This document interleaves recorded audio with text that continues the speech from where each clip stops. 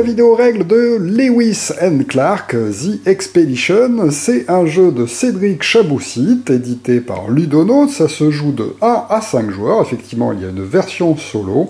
C'est pour les 14 ans et plus, et ça dure environ une trentaine de minutes par joueur. Donc voilà, si vous jouez à 4, eh bien vous en aurez pour 2 heures à peu près. Au niveau matériel, tout d'abord un plateau de jeu qui représente l'Amérique du Nord en 1803. 5 petits plateaux individuels, chaque joueur va pouvoir choisir la couleur qu'il souhaite et qui est associée à un symbole comme ceci et va pouvoir disposer ce petit plateau devant lui. Nous avons ensuite des pions de ressources. Alors ceux qui sont en gris représentent le matériel d'expédition, le rose comme ceci c'est la nourriture, la viande de bison. Nous avons ici des pots en jaune qui sont les pots de castor, nous avons du bois en marron, et ensuite nous avons des ressources supplémentaires avec des chevaux qui sont représentés en blanc, ainsi que des canoës représentés en bleu et qui sont disposés comme ceci aux emplacements du plateau de jeu. Ensuite, nous avons 2 piles de tuiles, certaines avec des canoës d'indiens, d'autres qui serviront pour le transport de marchandises. Attention, ces tuiles sont recto-verso, vous pouvez donc les disposer en fait, par exemple, comme ceci, hop, sur le jeu, de façon à avoir les 4 types de bateaux que vous pourrez acquérir au fur et à mesure du jeu. Ensuite, chaque joueur va recevoir un petit pion correspondant à la couleur de son plateau, ainsi qu'un marqueur de campement, comme ceci. Ensuite, nous avons un petit stock d'indiens qui vont être disposés dans une réserve commune à côté du plateau de jeu. Attention, dans cette réserve, il faudra placer 3 petits pions indiens par joueur autour de la table. Donc là, dans mon exemple à 3 joueurs, eh bien, on va mettre seulement 9 pions indiens dans la réserve. Les autres seront remis dans la boîte. Ensuite, à partir de ce stock initial, chaque joueur va recevoir un pion indien qui va placer sur ce petit bateau qui se trouve ici sur son plateau.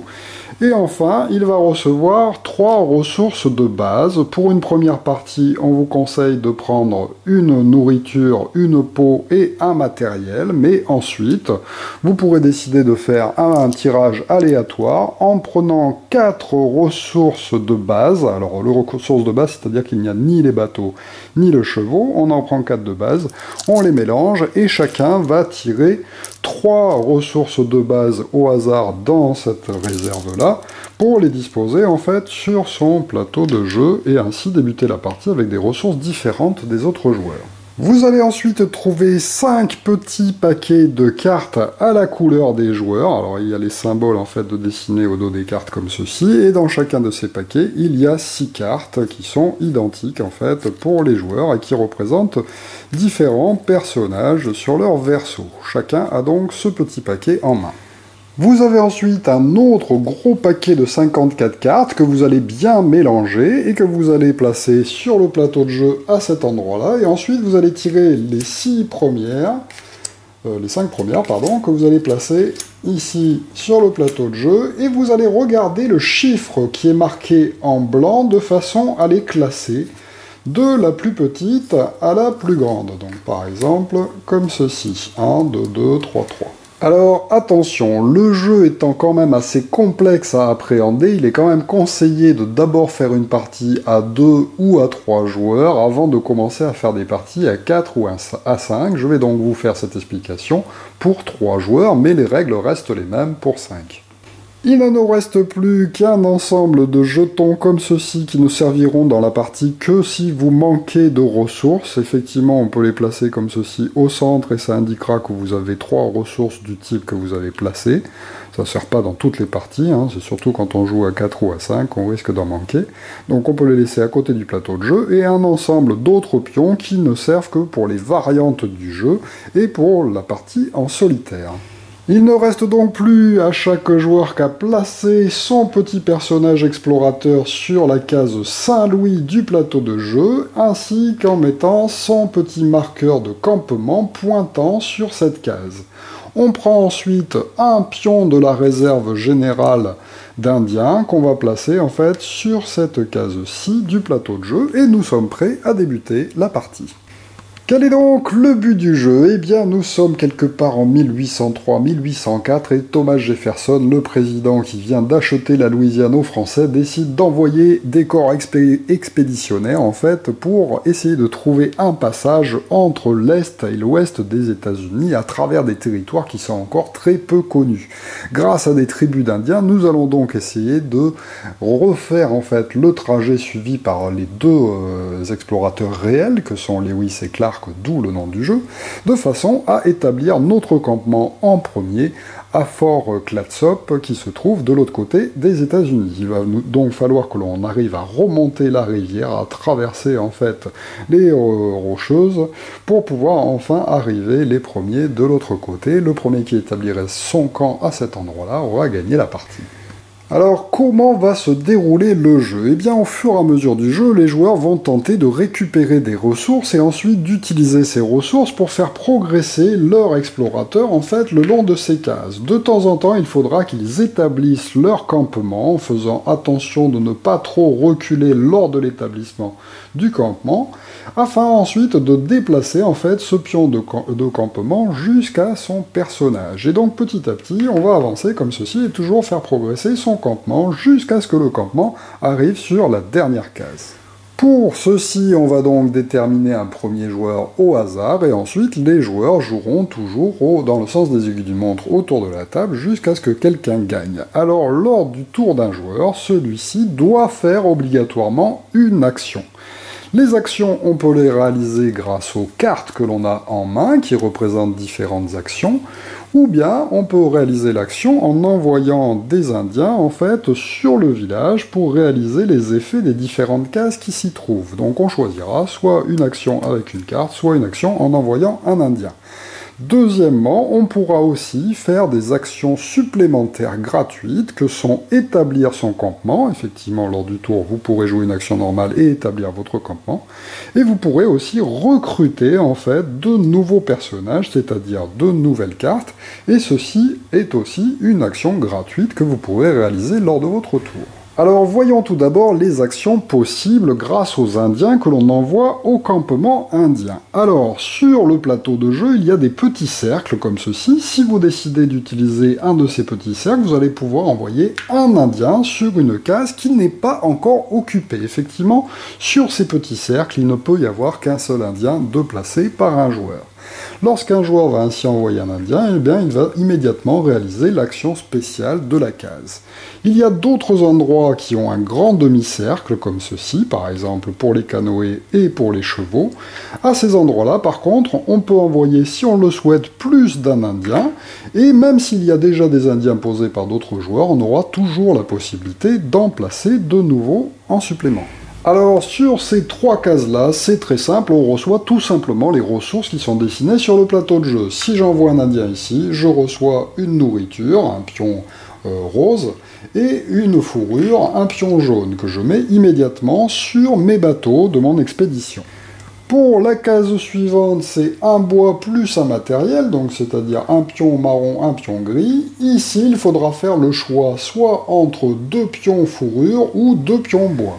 Alors, les ressources que je reçois, je devrais toujours les placer sur mon plateau individuel de façon à tout remplir à partir de la gauche. Donc d'abord on remplit ce premier bateau, puis ensuite on va remplir les autres dans cet ordre-là. Dès que celui-là sera plein, on va commencer à remplir celui-là. Et si jamais je dépense des ressources au fur et à mesure du jeu, j'aurai le droit immédiatement en fait de réorganiser tout ce qu'il y a sur mes bateaux sans avoir besoin de faire une action spéciale pour ça. Deuxième possibilité sur le plateau, construire des canoës ou bien acquérir des chevaux. Sur ces cases, comme ce sont des grandes cases, je peux décider d'envoyer soit un, soit deux, soit trois Indiens à la fois pour réaliser une, deux ou trois fois l'action. Par contre, pour chaque chose que je construis, donc par exemple si je veux construire trois canoës, eh bien il me faudra donner 2 ressources bois à chaque fois pour recevoir un canoë. Donc là, ça va me coûter quand même 6 bois si je veux construire 3 canoës avec les 3 Indiens que j'envoie ici. Pour les chevaux, eh bien, c'est tout simplement 3 ressources de couleurs différentes, quelles qu'elles soient, pour pouvoir acquérir un cheval. Et pareil, je peux envoyer 1, 2 ou 3 Indiens si je le souhaite sur cette case. Ensuite, nous avons 3 autres emplacements spéciaux sur le plateau de jeu. Commençons par celui-ci qui nous permet de construire de nouveaux bateaux pour rejoindre notre expédition. On peut envoyer un seul Indien, soit sur cette case, soit sur celle-là, ce qui voudra dire qu'un autre joueur qui joue après moi pourra lui aussi décider de construire, mais une fois que les 2 emplacements sont pris, bien plus personne ne peut pour le moment construire 2 bateaux. Ça nécessite de dépenser 3 bois pour pouvoir acquérir le bateau de son choix dans la réserve. Une fois que j'ai choisi un de ces bateaux, je pourrais le placer à droite de mon plateau individuel si c'est un bateau pour les Indiens, ou bien à gauche si jamais c'est un bateau pour recevoir des marchandises, et je peux me développer comme ça sur la droite ou sur la gauche avec autant de bateaux que je souhaite. Autre possibilité, jouer ici pour pouvoir se défausser de 1 à 3 cartes que l'on a en main. Alors en fait nous avons en main des cartes qui vont nous permettre de faire des actions spéciales, nous allons le voir un peu plus tard, et au bout d'un moment peut-être qu'on va acquérir de nouvelles cartes et qu'on en aura beaucoup en main. Il est possible grâce à cette action de se défausser définitivement de cartes que l'on remettra dans la boîte et qui ne serviront plus jusqu'à la fin du jeu.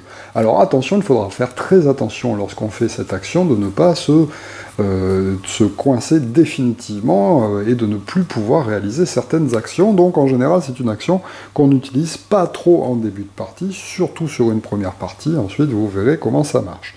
Donc lorsque l'on fait ça, on se défausse de 1, 2 ou 3 cartes de sa main, et ensuite on enlève, on est obligé en fait d'enlever toutes les cartes qui se trouvent ici, de les défausser et de les remplacer par de nouvelles cartes tirées au hasard, et cette fois-ci on ne respectera plus forcément l'ordre des forces qui se trouvent placées en début de partie. Enfin, dernière possibilité, envoyer un Indien pour rencontrer le chaman. Il faudra lui donner une ressource de nourriture afin de refaire une action de carte qui a été jouée soit par moi, soit par un autre joueur. Mais nous reverrons cette case un peu plus tard.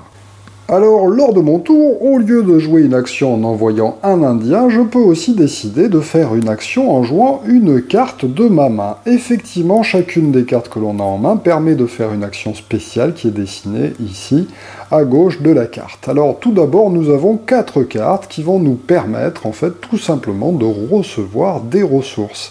Il y en a une pour recevoir des pots, une pour recevoir de la nourriture, une pour recevoir du matériel et une pour recevoir du bois.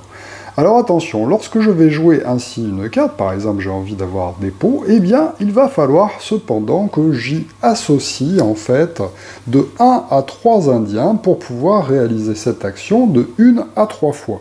Si j'ai des Indiens ici, eh bien je peux par exemple décider d'associer un Indien à la carte pour faire une fois l'action récolte de pots. Si j'ai plusieurs Indiens, eh bien je pourrais mettre jusqu'à 3 Indiens comme ceci associés à la carte pour réaliser jusqu'à 3 fois l'action. Donc là, je réaliserai 3 fois la récolte des pots. Alors le problème c'est que les Indiens disponibles, eh bien on n'en a pas beaucoup. Vous avez vu qu'on n'en a qu'un seul en début de partie, et donc il y a une deuxième possibilité pour activer une carte avec des Indiens, eh bien c'est d'utiliser ces autres cartes. Effectivement, le chiffre qui est marqué en haut en blanc correspond à un nombre d'Indiens qui est dessiné derrière la carte. On peut donc décider d'utiliser une autre carte, par exemple celle qui me permettrait normalement de gagner de la nourriture, en la mettant face cachée, associée à la carte d'action que je veux utiliser. Et en faisant ceci, eh bien je dispose donc d'un Indien pour réaliser une fois l'action de récolte de pots. Je peux même jouer à la place, en fait, une carte qui me donne 2 Indiens. On en a une en début de partie. Et donc là, je réaliserai 2 fois l'action de récolte de pots. Attention, on peut même décider de compléter en fait les Indiens, car effectivement il y a des emplacements vides, en prenant des Indiens de sa réserve au moment où on joue la carte, et en les ajoutant sur sa carte, le total ne pouvant être que de 3 Indiens utilisés au maximum, et donc faire 3 fois l'action de récolte.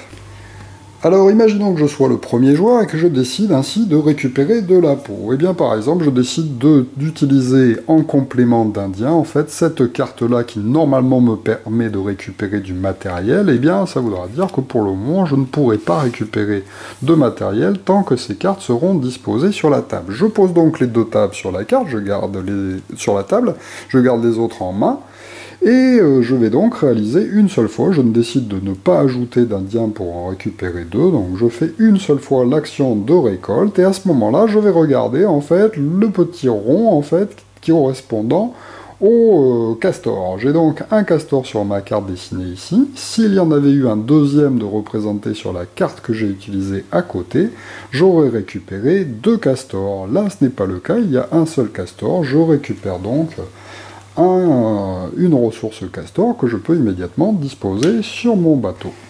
Alors attention, sur les cartes qui nous permettent de récupérer des ressources, il y a ainsi un petit symbole correspondant au rond de ce que je veux récolter, et il y a une flèche vers moi, car effectivement, comme on vient de le faire, je vais vérifier le nombre de symboles qui sont placés déjà face visible devant moi, mais je vais aussi regarder à gauche et à droite, c'est-à-dire chez mon adversaire de droite et mon adversaire de gauche, si eux aussi n'ont pas déjà précédemment joué des cartes qui présentent ce symbole de castor. Si c'est le cas, eh bien je vais pour chaque action, c'est-à-dire pour chaque indien placé sur la carte, récupérer le nombre de ressources apparaissant en fait sur les cartes de moi et des joueurs à ma droite et à ma gauche. Alors imaginons par exemple que mon joueur de gauche et mon joueur de droite aient joué déjà des cartes précédemment, c'est à moi de jouer, je joue donc cette carte-là, je l'active une fois grâce à l'Indien, je gagne donc une fourrure par symbole. Moi j'ai un symbole, on regarde aussi les autres cartes que j'aurais éventuellement jouées au tour précédent s'il y a des symboles, qui vont compter aussi, et ensuite je regarde les symboles chez les autres joueurs. Et bien celui-ci a un symbole là et un symbole là, ça en fait deux, et mon adversaire de droite a aussi un symbole ici. Là, ce n'est pas le même symbole. Et bien donc, je vais recevoir pour cet indien 1, 2, 3, 4 ressources castor que je peux récupérer. Alors attention, je ne suis pas obligé de récupérer la totalité. Si j'en ai besoin, par exemple, que de 2 pour remplir ce bateau, eh bien, je peux n'en prendre que 2, ou même en prendre qu'un seul, si vraiment je ne veux pas de ces ressources. C'est un maximum que l'on a à gagner. Mais par contre, attention, si on les récupère, on ne pourra plus les défausser plus tard. Il faudra donc bien choisir au moment de récupérer les ressources si vraiment vous en avez besoin et qu'elles ne vont pas vous pénaliser plus tard. Évidemment, si j'avais choisi de rajouter un indien ici, j'aurais pu faire 2 fois l'action de récolte, j'aurais donc pu récupérer 2 fois 4 castors, donc 8 pions castors si je le souhaite. Alors évidemment, ça fonctionne de la même manière pour les autres cartes permettant de recevoir des ressources de base. Ensuite, nous avons 2 autres cartes spéciales très importantes. La première, c'est celle-ci qui va nous permettre de recevoir de nouveaux indiens. Effectivement, au début de partie, nous n'avons qu'un seul indien. Si on l'envoie au village, on n'en a plus. Si on l'utilise sur une carte, eh bien, on n'en a plus non plus pour réaliser les autres actions. Donc, au bout d'un moment, on va peut-être avoir besoin de récupérer à nouveau des indiens. Je peux donc jouer cette carte qui est la carte Powo. De la même façon que les autres cartes, eh bien, je suis obligé de lui associer au moins un indien, soit de ma réserve, soit avec une autre carte, pour pouvoir réaliser cette action 1, 2 ou 3 fois. Alors, lorsque je fais ainsi un Powo, eh bien, je vais prendre toutes les figurines d'indiens qui ont été placées sur le plateau. Imaginons que pendant les tours précédents, les joueurs aient déjà placé des indiens sur le plateau de jeu. Eh bien, hop, on va tous les regrouper ici dans la zone de Powo, ainsi que celui qui a été placé sur cette case-là en début de partie. Donc ça veut dire que même si personne n'avait encore joué d'Indien et que je réalise un Powo, eh bien celui qui se trouve ici arrivera au moins ici, donc il y aura toujours un Indien normalement de placer sur le Powo. Une fois que tous ces pions ont été regroupés à cet endroit-là, eh bien je vais pouvoir choisir de prendre le nombre d'indiens de mon choix de cette zone de Powo. Je peux donc par exemple décider de tous les prendre, ou bien d'en prendre qu'une partie si je n'ai pas besoin de tous. Les autres qui ne seront pas sélectionnés resteront dans cette zone de Powo. Alors, une fois ces pions choisis et récupérés, eh bien, on va tout simplement reprendre un indien de la réserve que l'on a placé à côté du plateau de jeu et remettre un indien sur cette zone-là. À chaque fois, on le fera, sauf dans le cas où il n'y a déjà plus d'indiens dans la réserve d'indiens.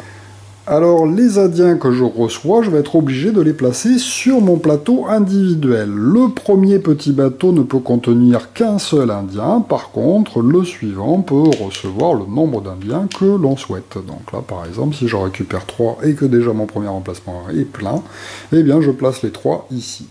Je pourrais les utiliser plus tard pour activer mes cartes. Si par exemple je décide par exemple de récupérer de la nourriture voilà, en plaçant une deuxième carte comme ceci, eh bien, je pourrais très bien utiliser les indiens pour activer plusieurs fois une carte, ou bien je pourrais les utiliser lors de mon tour sans utiliser de carte pour les placer au village et ainsi faire les actions spéciales du village. Attention, après avoir réalisé le pot et récupéré le nombre d'indiens de mon choix et ensuite remis un indien sur l'emplacement du village correspondant, eh bien je vais aussi enlever la dernière carte de personnage du plateau de jeu. Effectivement, à chaque fois qu'un joueur réalise un pot, eh bien la dernière carte qui se trouve ici va pouvoir être replacée sous la pile de pioches. Tous les personnages vont être décalés d'une case sur le plateau et un nouveau personnage apparaîtra ici. Alors, précision sur le pot, on peut le réaliser aussi plusieurs fois. Si par exemple j'ai de placer 2 indiens en fait sur le pot, je vais le faire 2 fois. Donc une première fois, hop, je réunis tous les pions, je les place au milieu, je récupère le nombre d'indiens que je veux. Ensuite j'en mets un autre ici, et puis je prends cette carte, je la replace sous le paquet. Hop, tout est décalé, il y en a une nouvelle qui arrive, et comme je refais immédiatement l'action une deuxième fois, eh bien je réunis à nouveau tous les personnages, donc celui qui avait été placé, je récupère le nombre d'indiens que je souhaite, et puis je redécale encore les cartes comme ceci, paf, en tirant encore une nouvelle au hasard. Et je n'oublie pas de replacer un petit indien ici.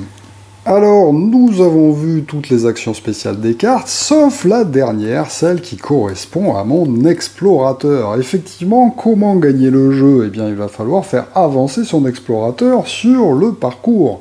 Et pour le faire avancer, eh bien, cette carte est essentielle. Donc, évitez de la jouer en tant que soutien d'une autre carte en utilisant son petit indien, car effectivement, par tour, il va falloir souvent l'utiliser, surtout en début de partie, pour pouvoir avancer.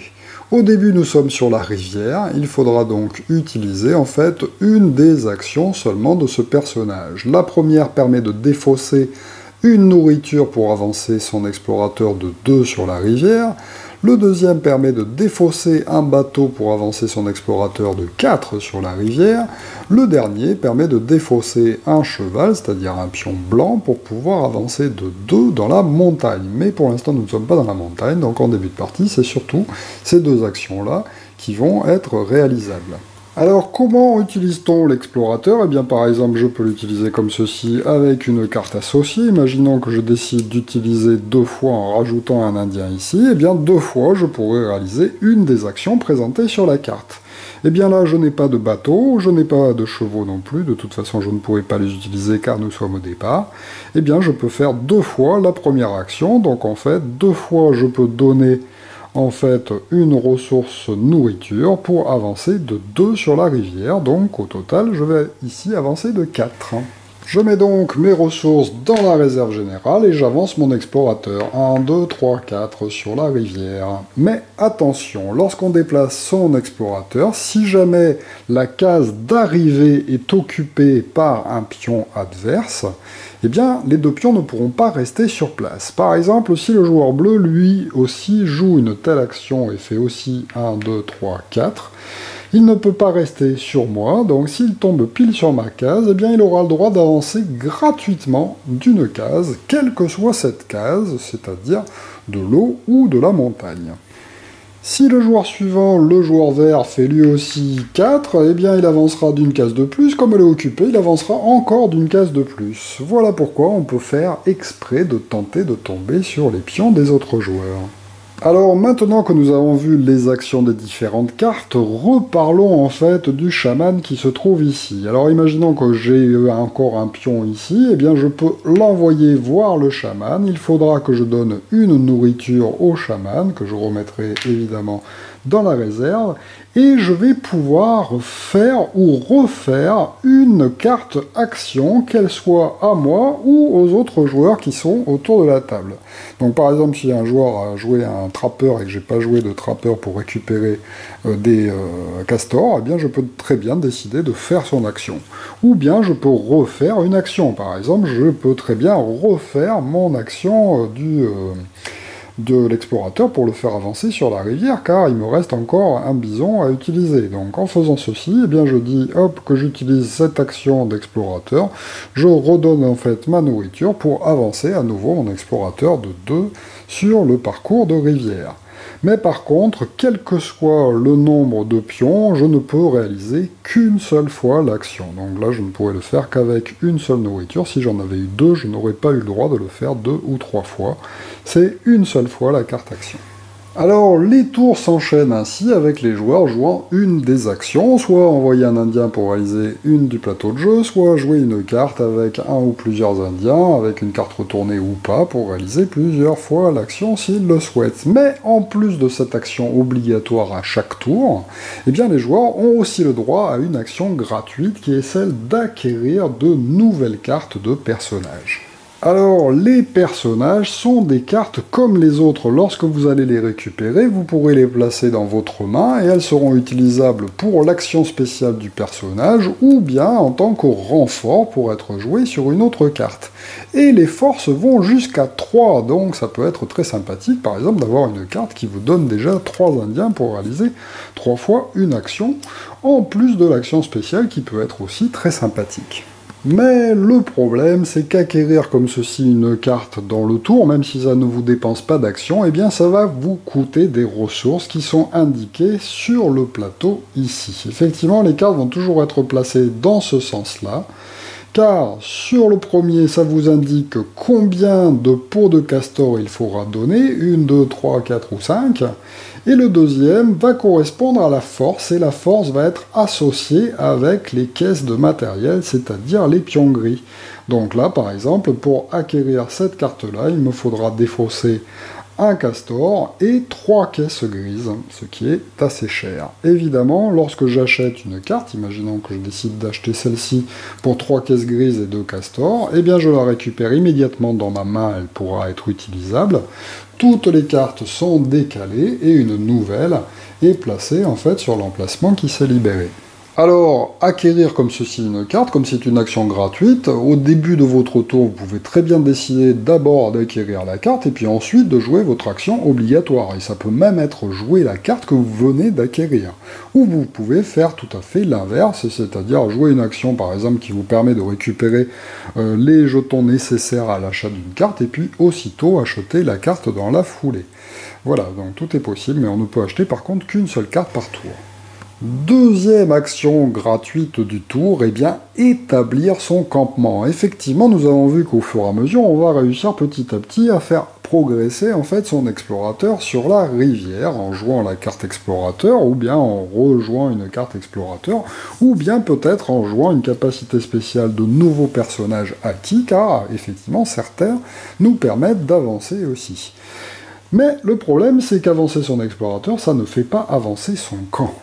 Pour pouvoir avancer son camp, eh bien, il faudra choisir de faire cette action gratuite lors de son tour, c'est-à-dire on peut très bien jouer une action et puis ensuite la faire pour établir son campement. Pour établir son campement, c'est ce petit jeton qu'on va déplacer pour qu'il vienne rejoindre notre explorateur. Mais le problème, c'est que l'expédition va peut-être à ce moment-là subir quelques ennuis. Alors effectivement, sur notre plateau général, il y a ici des petits symboles avec une lune et un soleil. Eh bien, ces symboles représentent des journées de retard, c'est-à-dire des cases que l'on va perdre sur le parcours. Alors c'est pour cela que toutes ces ressources, il va falloir les pousser d'abord vers la gauche, car effectivement, le premier bateau ne nous fait pas perdre de temps, en fait, s'il est rempli, mais par contre, ce bateau-là, eh bien, dès qu'il va avoir au moins une ressource à l'intérieur, comme c'est le cas ici, il va nous faire perdre un jour, c'est-à-dire que je devrais reculer mon explorateur d'une case sur le parcours. Attention, le troisième bateau, si celui-ci est aussi rempli et qu'on commence à remplir celui-là, eh bien celui-ci va nous faire perdre un jour de retard par ressource qui se trouve dans ce bateau. Donc si par exemple il y en a déjà 3 ici, je perds un jour, et qu'il y en a encore 3 ici, eh bien ça fait 3 jours de plus, 3 et 1, 4 cases à reculer sur le parcours. Attention, les Indiens, c'est la même chose. Le premier bateau, si jamais il est plein, il n'y a pas de problème. Mais par contre, le deuxième bateau, pour chaque Indien qui sera placé à cet emplacement-là, eh bien, je perdrai aussi un jour. Et le problème, c'est que lorsque j'établis mon campement, eh bien, les Indiens qui ont été joués au village, il n'y a pas de problème, ils ne reviennent même pas. Mais par contre, tous ceux qui ont été joués jusqu'à présent sur mes cartes, eh bien, avant que je calcule mon départ, ils vont immédiatement revenir sur mon plateau. Effectivement, il faut que je les transporte. Et donc, il ne faut pas oublier que ceux-ci vont revenir là lorsque j'établis mon campement. Donc là, par exemple, eh bien, 2 jours de retard pour les Indiens. Donc si, par exemple, j'avais décidé d'établir mon camp maintenant, eh bien, 1 jour de retard, 2 jours, 3 jours de retard. Mais en plus de ça, il y a aussi les cartes que l'on a en main et que l'on n'a pas jouées. Effectivement, sur chacune des cartes, il y a dessiné un jour de retard au dos. Il faudra donc avoir joué un maximum de cartes devant soi pour ne pas reculer sur le parcours. Là, par exemple, je viens d'acquérir cette carte qui me paraissait très sympathique. Malheureusement, je ne l'ai pas jouée. J'aurais dû la jouer, en fait, avec au minimum un Indien ici, pour qu'elle n'encombre pas ma main. Malheureusement, elle est dans ma main, donc ça me fait encore un jour supplémentaire de retard. Donc là, par exemple, au total, 4 jours à reculer sur le parcours. 1, 2, 3, 4. Et après avoir fait ce recul, eh bien, c'est là que je déplace éventuellement mon marqueur de camp. Ben là, par exemple, je suis revenu à mon départ, donc ça n'a servi à rien et il reste ici. Imaginons que j'ai reculé encore plus, ça peut arriver au début. Si jamais je recule par rapport à mon camp, eh bien mon camp ne reculera pas jusqu'à mon explorateur. Par contre, mon explorateur va rester ici. Il faudra à nouveau que je le fasse progresser sur le parcours pour tenter de dépasser mon camp. Attention aussi, lors du recul, si jamais on rencontre des pions adverses, 1, 2, 3, 4 par exemple, eh bien malheureusement, on sera, comme dans l'avancée, obligé d'avancer, enfin de reculer d'une case supplémentaire pour ne pas arriver au même endroit. Et donc voilà, là ce serait vraiment pas de chance de faire ça. Imaginons que j'ai mieux calculé mon coup et que j'ai réussi seulement à reculer d'une case, et bien à ce moment-là, hop, je déplacerai mon camp pour l'amener sur mon explorateur. Alors, lorsque mon camp est ainsi établi, et bien ensuite, je vais pouvoir tout simplement récupérer toutes les cartes que j'avais jouées jusqu'à présent pour les remettre dans ma main et être prêt à démarrer, en fait, les tours suivants, en fait, à continuer, en fait, avec les cartes que j'ai en main et à nouveau avec les Indiens que j'ai rapatriés ici. Et le problème, c'est que c'est la seule façon de récupérer ces cartes. Effectivement, au fur et à mesure que vous allez jouer des cartes devant vous, vous en aurez de moins en moins en main et donc de moins en moins de possibilités. La seule façon de récupérer vos cartes sera d'établir votre campement, donc attention à ne pas reculer en fait son explorateur et à bien calculer tout ça. Alors, vous l'aurez compris, votre expédition en début de partie, eh bien, elle a quand même relativement peu de place, car effectivement, vous ne pouvez avoir qu'un seul Indien placé sur vos cartes pour ne pas reculer, vous ne pouvez avoir que 3 ressources sur le premier bateau pour ne pas reculer, puisque dès qu'on en place un, on commence à perdre des jours de retard.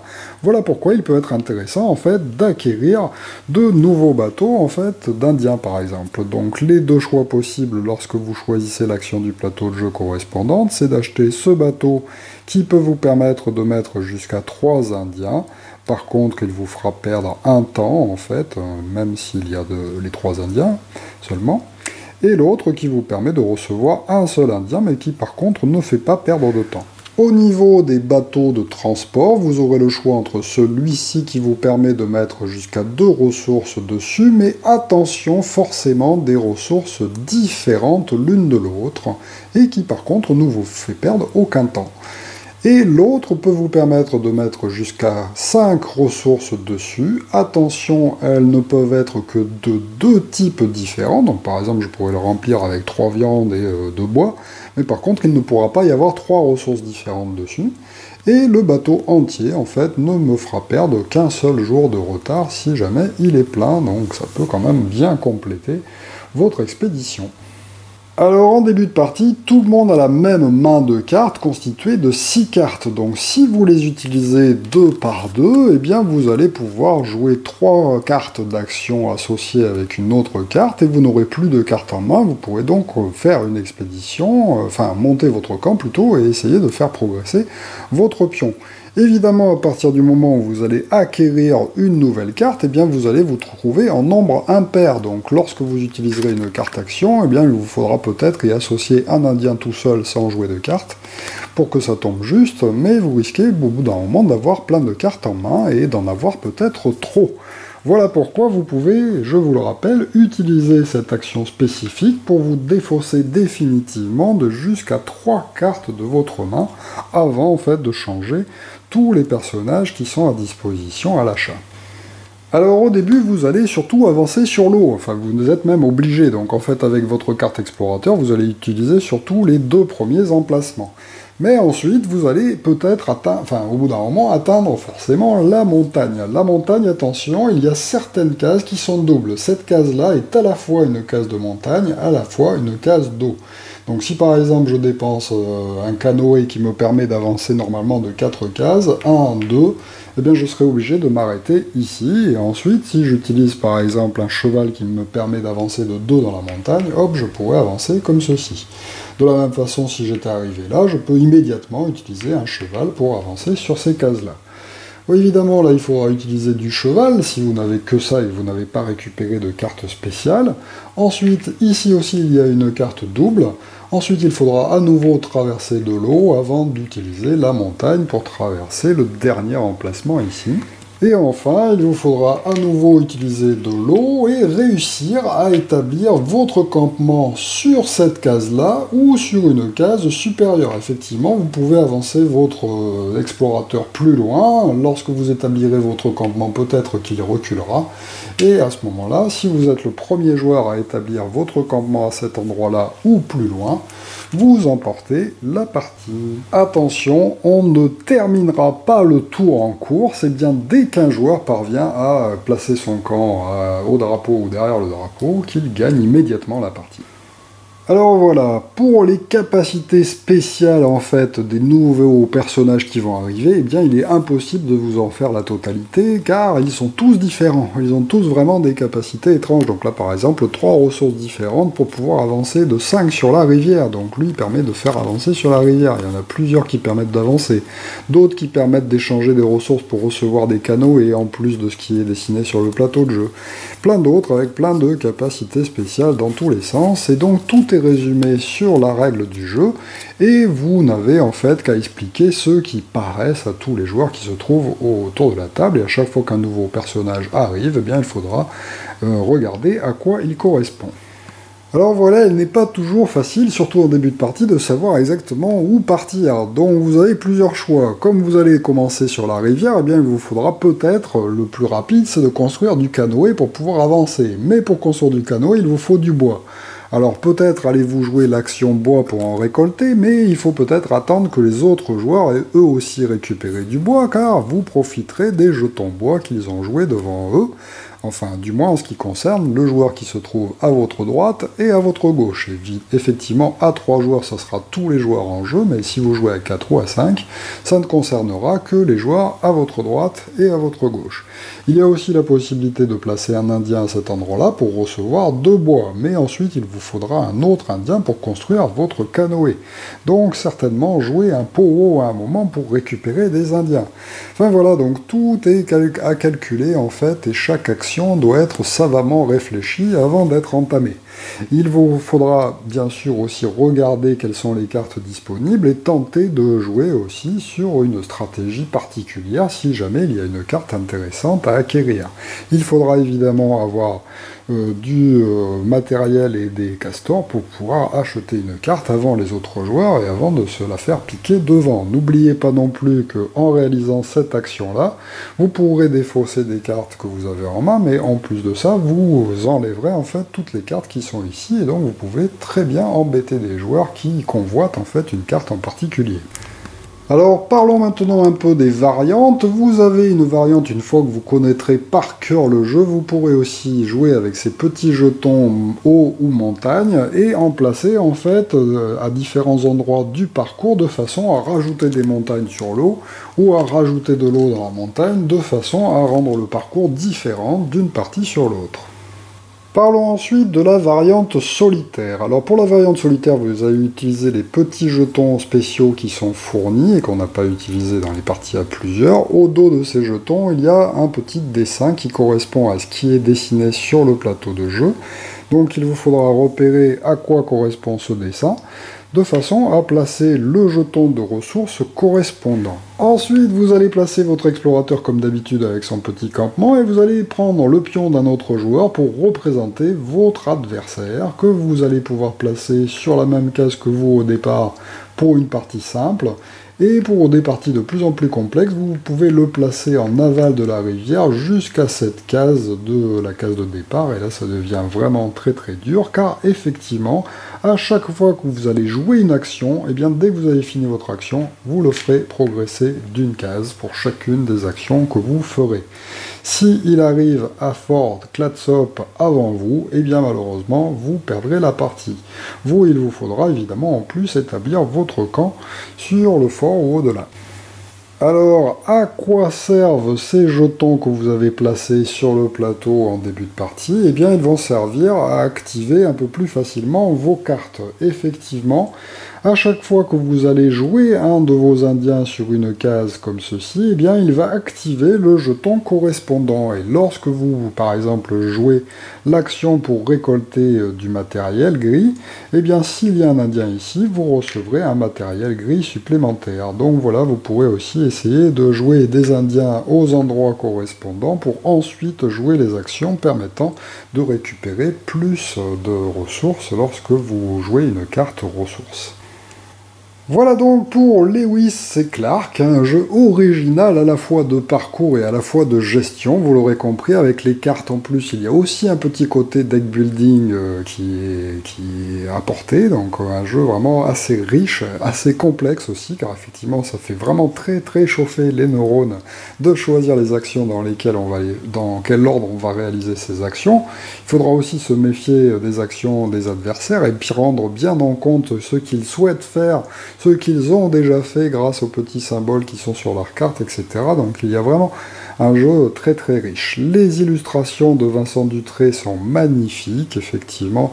Toutes les cartes représentent des personnages réels qui ont vraiment existé. Dans la règle du jeu, d'ailleurs, vous trouverez une petite biographie de chacun de ces personnages. Voilà, j'essaie de rapprocher un peu plus. Ça vous met vraiment dans l'ambiance, et chaque personnage a un pouvoir associé à ce qu'il a réellement fait en fait dans l'exploration des États-Unis par Lewis et Clark et les expéditions suivantes qui ont eu lieu dans ces années 1800.